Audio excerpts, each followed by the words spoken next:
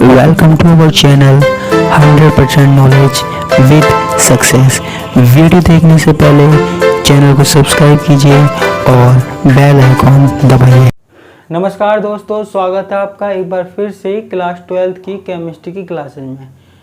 हमारे पास बात चल रही थी क्रिस्टलीय और अक्रिस्टलीय ठोस की, जिसमें अब हमको पूरी यूनिट में क्रिस्टलीय ठोस के बारे में ही पढ़ना है। ठीक है, आज का जो हमारा टॉपिक है वो है क्रिस्टल जालक और एकक कोष्ठिका। ठीक है, क्रिस्टल जालक और एकक कोष्ठिका। ठीक है, अब देखो हमारे पास, आपको पता है क्रिस्टल जालक किसे कहते हैं, मैं बताता हूं। देखो किसी क्रिस्टल में अवयवी कणों को 3 विमाओं के रूप में व्यवस्थित करते हैं। 3 विमाओं के रूप में व्यवस्थित कर देते हैं। 3D नाम तो सुना ही होगा आपने। ठीक है, जिनमें 2 तो प्लेन में रहती है और एक इस तरीके से रहती है। ठीक है, क्रिस्टलीय ठोसों में अवयवी कण 3 विमाओं में व्यवस्थित होते हैं, एक ऐसे, एक ऐसे, एक ऐसे। समझ में आया कैसे? नहीं आया? कोई बात नहीं। देखो मैं आपको डायग्राम बना के बताता हूं।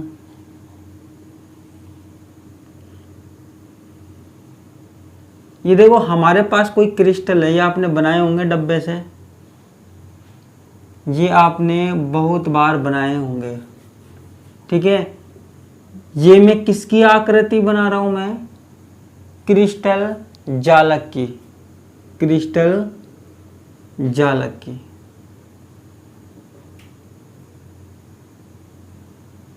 ठीक है बच्चों, ये क्या है? क्रिस्टल जालक की आकृति में बना रहा हूं। आप देखते जाना कैसे कैसे बना रहा हूं मैं। बिल्कुल सिंपल सी आकृति है, आपने बहुत बार बनाई होगी। ठीक है, जिसको बनाने आती है वो बना लेना है, जिसको नहीं बनाने आती है वो मुझे फॉलो करना, मैंने कैसे कैसे बनाई है। ठीक है, वीडियो को धीरे चला के देखना, वीडियो को पॉज करके देखना, आपको समझ में आ जाएगी। ठीक है बच्चों,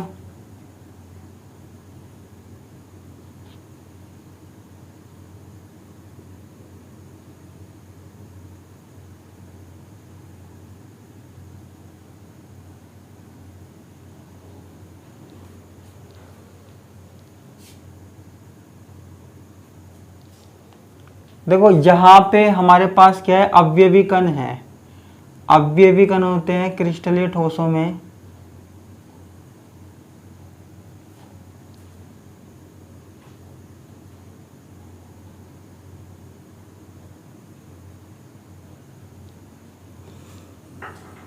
देखो ये हमारे पास क्या है? क्रिस्टलीय जालक है। क्रिस्टलीय जालक है, ये त्रिविम में व्यवस्थित है। त्रिविम में व्यवस्थित का मतलब तो आप समझ ही रहे हो ना, 3D में। यानी कि इसकी 2 सतह तो कैसे है?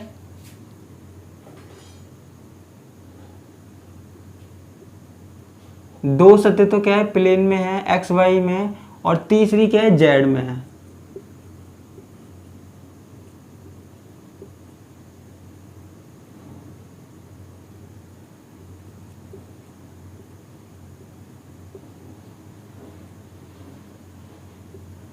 ये क्या है? हमारे पास क्रिस्टलीय जालक है। ठीक है, इसके और भी भाग बना सकते हैं हम, इसके और भी भाग बना सकते हैं। देखो ये जो हमारे पास है ना पार्टिकल, ये जो मैंने बिंदु बनाए हैं, इनको हम क्या बोलते हैं? अवयवी कण बोलते हैं।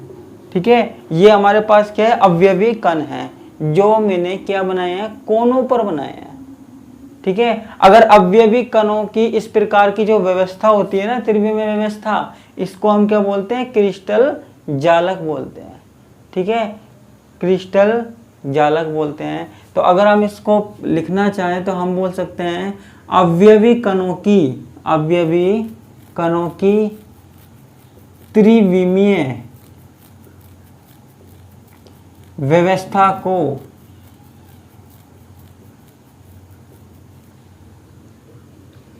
क्रिस्टल जालक कहते हैं।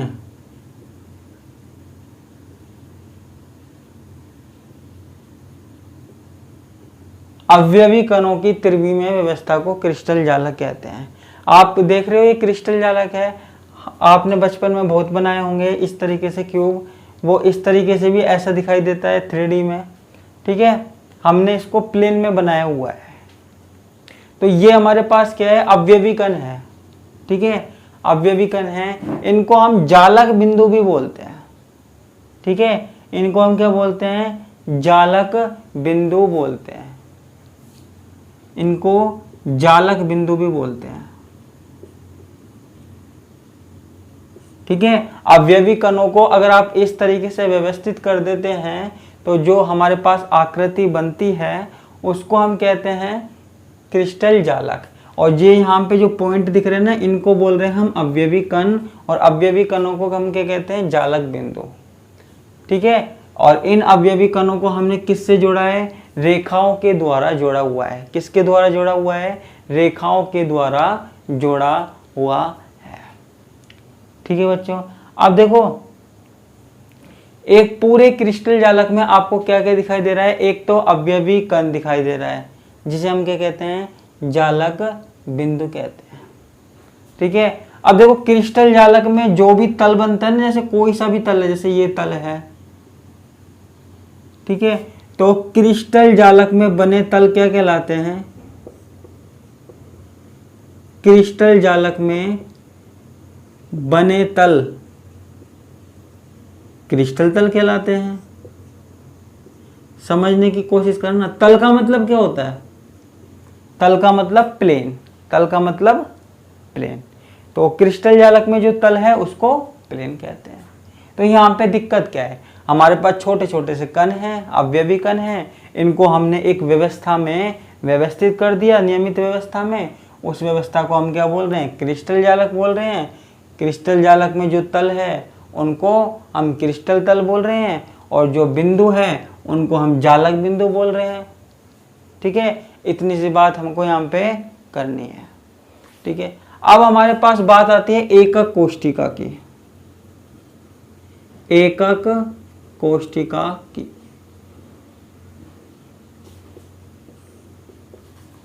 ठीक है। अब ये एकक कोष्ठिका क्या है, एकक कोष्ठिका क्या है, देखो ये पूरा क्रिस्टल जालक है। अब पूरा क्रिस्टल जालक में से आप क्या कीजिए, आप एक काम कीजिए, क्या, देखो मैं इसका ये वाला भाग ले लेता हूं, ये वाला भाग मैं ले लेता हूं। देखो एक इकाई, बस एक, आप यहां देखिए मैंने एक इकाई ली है, बस एक, ठीक है, यानी कि इतने सारे डब्बों में से एक। अच्छा मैं इनमें से एक डिब्बा हटा के अलग ले लूं, इनमें से एक भाग ये छोटा सा अलग ले लूं, तो जैसे हमारे पास पूरा क्रिस्टल है ना वैसा ही वो है, ठीक है। मतलब मैं कहना चाह रहा हूं कि इस क्रिस्टल जालक का जो सबसे छोटा भाग है ना वो वैसा ही दिखता है जैसा पूरा क्रिस्टल दिखता है, ठीक है, वो वैसे ही दिखता है जैसा पूरा क्रिस्टल दिखता है। तो ऐसे बोल सकते हैं कि क्रिस्टल जालक का वह सबसे छोटा भाग, इसका छोटा भाग कोई सा भी, चाहे ये ले लो, चाहे ये लो, चाहे ये ले लो, कोई सा भी ले लो, तो क्रिस्टल जालक का वह सबसे छोटा भाग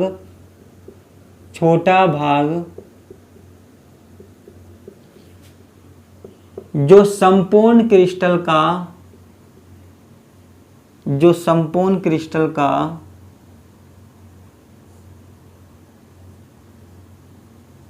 प्रतिबिंब होता है,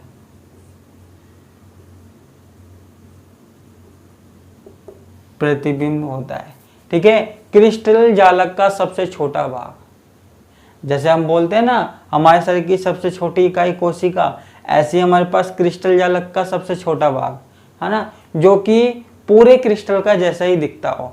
आप चाहे पूरा क्रिस्टल देख लो या फिर बड़ा, जैसे ना आप, जैसे ऐसे हो सकता है, जैसे एक तो आपकी छोटी सी फोटो है, पासपोर्ट साइज फोटो, और एक आपने उस फोटो को बड़ा करवा लिया, तो चाहे छोटी फोटो हो चाहे बड़ी फोटो हो वो दिखेगी तो एक जैसी, ऐसे ही यहाँ पे छोटा सा भाग हो या बड़ा भाग हो, वो दिखेगा तो एक जैसा ही, दिखेगा तो एक जैसा ही। ठीक है, इसलिए जो छोटा भाग है ना वो पूरे क्रिस्टल का प्रतिबिंब होता है, पूरे क्रिस्टल के जैसा दिखाई देता है। ठीक है, तो इसको हम बोलते हैं एकक कोष्टिका। अगर एक एक कोष्टिका को हम बार बार बनाया जाए, एक एक कोष्टिका को बार बार बनाया जाए, मान लीजिए हमारे पास ये छोटा सा भाग है,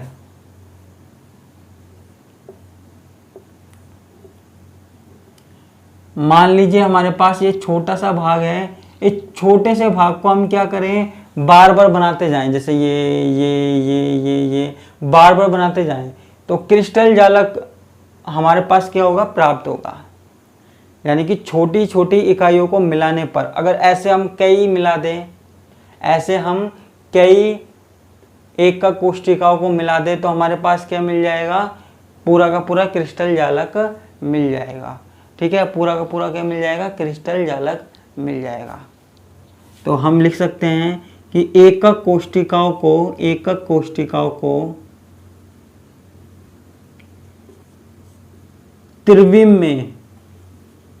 त्रिविम में बार बार दोहराने पर क्रिस्टल जालक का निर्माण होता है।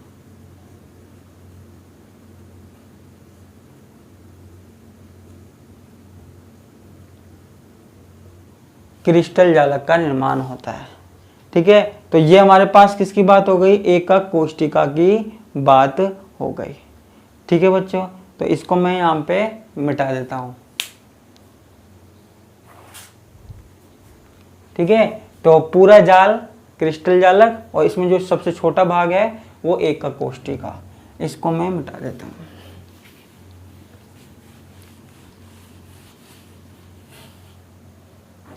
ठीक है, अब बात आती है पैरामीटर्स की, बात करते हैं किसके पैरामीटर्स की, एकक कोष्टिका के पैरामीटर्स की। ठीक है, किसकी, एकक कोष्टिका के पैरामीटर्स की। ठीक है, देखो किसी भी एकक कोष्टिका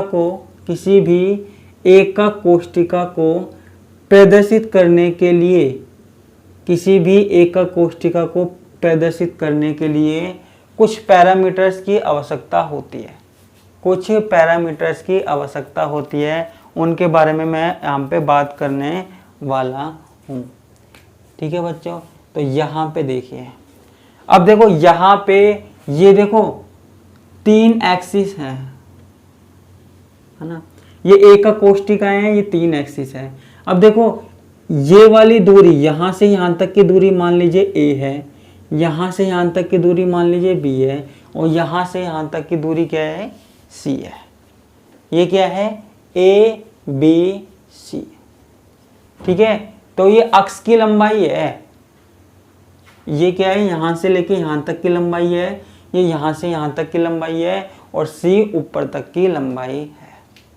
ठीक है बच्चों, अब देखो यहाँ पे इन दोनों के बीच में कोई ना कोई कोण बनेगा, तो उसे हम क्या बोल रहे हैं, अल्फा। इनके बीच में कोई कोण बनेगा, उसे हम बोल रहे हैं बीटा, और इनके बीच में कोई कण बनेगा, उसे हम बोल रहे हैं गामा। ठीक है, तो हमारे पास एक तो क्या हो गई, अक्षों, ये दूरी हो गई है ना, अक्षों पर दूरी, अक्षों पर मध्य बिंदु से केंद्र तक, मध्य बिंदु से और यहाँ कोने तक दूरी। ठीक है, तो हमारे पास A B C, ठीक है, 3 पैरामीटर तो क्या हो गए, A B और C। ठीक है, और बाकी के 3 पैरामीटर को क्या हो गए, अल्फा, बीटा और गामा। देखो घबराने की जरूरत नहीं है, कोई ज़्यादा बड़ी बात यहाँ पे मैं नहीं कर रहा हूँ, बस आप इतना देखिए कि देखो ये वाली जो दूरी है ना, ये वाली जो दूरी है, मान लीजिए XYZ है, ये इस तरीके से है। ठीक है, XYZ। ठीक है, इसको O मान लीजिए, तो O से लेके X तक की दूरी हमने क्या मान ली, जैसे मान ली B मान ली। ठीक है, O से लेके यहाँ Z तक की दूरी A मान ली, और यहाँ से लेके यहाँ तक की दूरी हमने क्या मान ली, C मान ली। और कोण क्या है? ये जो दो अक्ष है ना, दो अक्ष के बीच में जो कोण बन रहा है उसकी बात कर रहे हैं। दो अक्ष के बीच में कोई ना कोई कोण बन रहा है, ठीक है, या किनारों के मध्य कोण बन रहा है। ये दो अक्षों के बीच में बन रहा है ना, तो इसलिए हम इन्हें क्या बोलते हैं? अक्षीय कोण भी बोलते हैं। क्या बोलते हैं बच्चों? अक्षीय कोण, ठीक है। तो हमारे पास कितने पैरामीटर्स हो गए? A B C alpha beta gamma. तो टोटल हमारे पास किसी एकक कोष्टिका के 6 पैरामीटर हो सकते हैं, ठीक है। 3 तो हमारे पास क्या हो गई? लंबाई हो गई, अक्षीय लंबाई हो गई, ठीक है, और बाकी के हमारे पास क्या हो गए? कोण हो गए। कौन से? अल्फा बीटा और गामा। ये हमारे पास क्या हो गए? 3 कोण हो गए, ठीक है। आगे देखते हैं।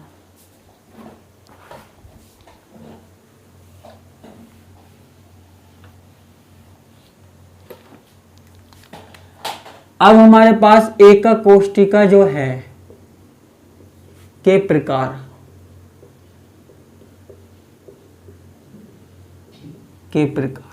देखो एकक कोष्टिका को हमने 2 भागों में बांटा है।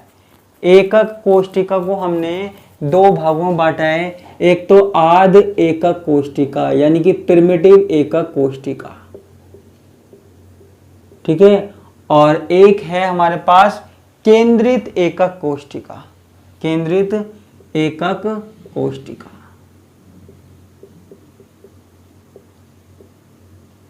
एकक कोष्टिका, ठीक है। क्या अंतर है? देखो आद एकक कोष्टिका या प्रिमिटिव एकक कोष्टिका, हमारे पास कोई एकक कोष्टिका है, हमारे पास कोई एकक कोष्टिका है और उस एकक कोष्टिका में जो अवयवी कण है वो केवल कहाँ है? वो केवल कोनों पर है, वो केवल कोनों पर है। हमारे पास कोई एकक कोष्टिका है और वहां पे अवयवी कण क्या है? कोनों पर है। और जब हमारे पास अवयवी कण कोष्टिका के केवल कोनों पर स्थित होते हैं, ठीक है, तो ऐसी कोष्टिका को हम आद एकक कोष्टिका या सरल एकक कोष्टिका कहते हैं। तो इसकी डेफिनेशन बोर्ड पे लिखने की तो जरूरत है नहीं, ठीक है। सिंपल सी बात क्या है? यदि हमारे पास ये जो पार्टिकल्स है ना वो केवल कोने पर है और कहीं नहीं है, तो उसको हम क्या कहते हैं? सरल एकक कोष्टिका। क्या कहते हैं? सरल एकक कोष्टिका, ठीक है। अब बात आती है केंद्रित एकक कोष्टिका। केंद्रित एकक कोष्टिका, तो केंद्रित एकक कोष्टिका का मतलब क्या है? कि अवयवी कण हमारे पास अवयवी कण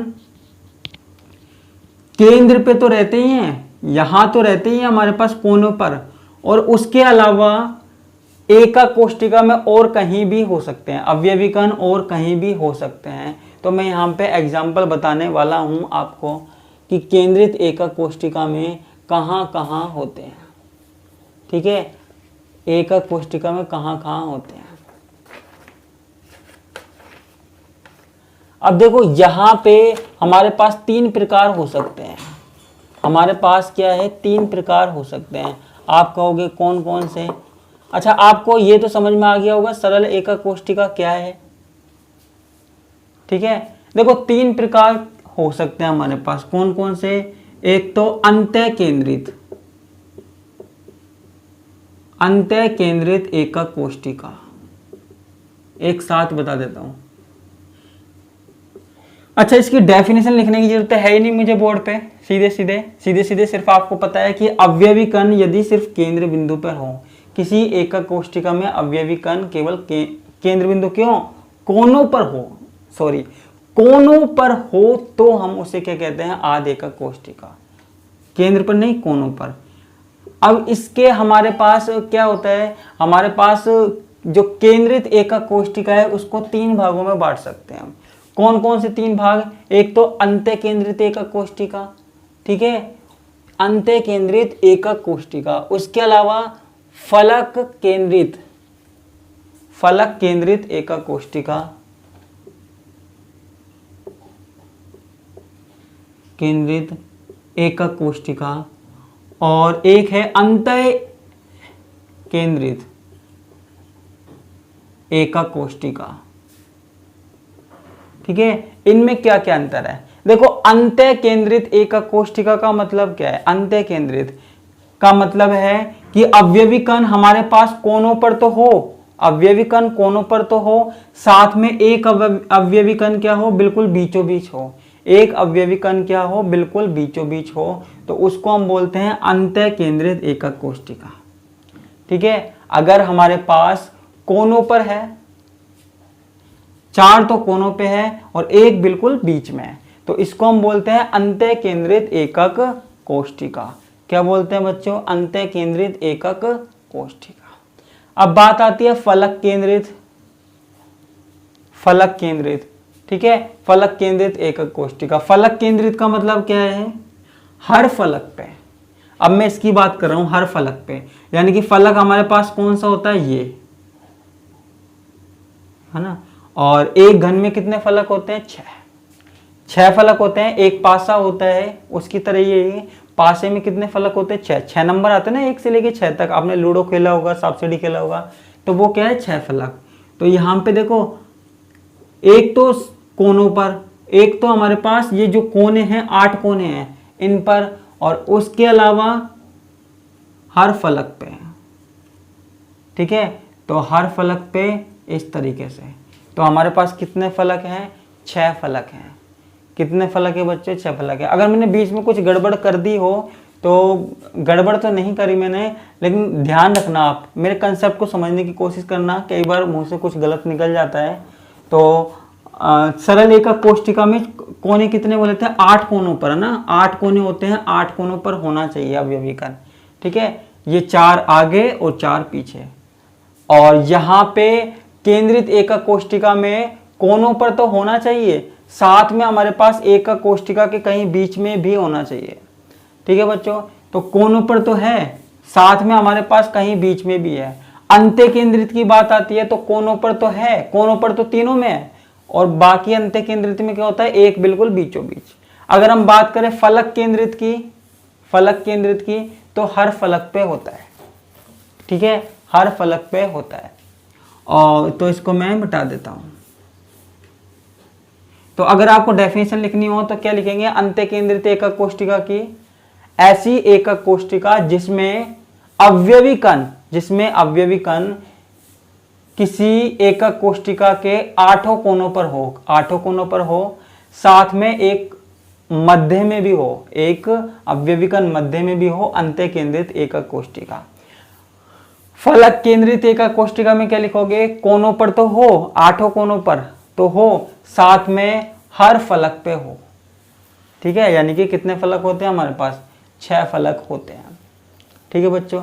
अंत्य केंद्रित का मतलब है कोई भी आमने सामने के फलक पे अवयवी कण हो, कोई भी आमने सामने के फलक पे अवयवी कण हो, तो उसको हम बोलते हैं अंत्य केंद्रित एकक कोष्ठिका। चाहे फिर वो यहाँ हो, चाहे फिर वो यहाँ हो, चाहे फिर वो यहाँ हो। ठीक है, 2 फलकों में आमने सामने से होने चाहिए, तो उसको हम क्या बोलते हैं? अंत्य केंद्रित एकक कोष्ठिका। ठीक है, तो ये हमारे पास किसके प्रकार हो गए? एकक कोष्ठिका के प्रकार हो गए। ठीक है, इसी के साथ आज की क्लास में इतना ही। मैं आपसे विदा लेता हूँ। धन्यवाद, नमस्कार।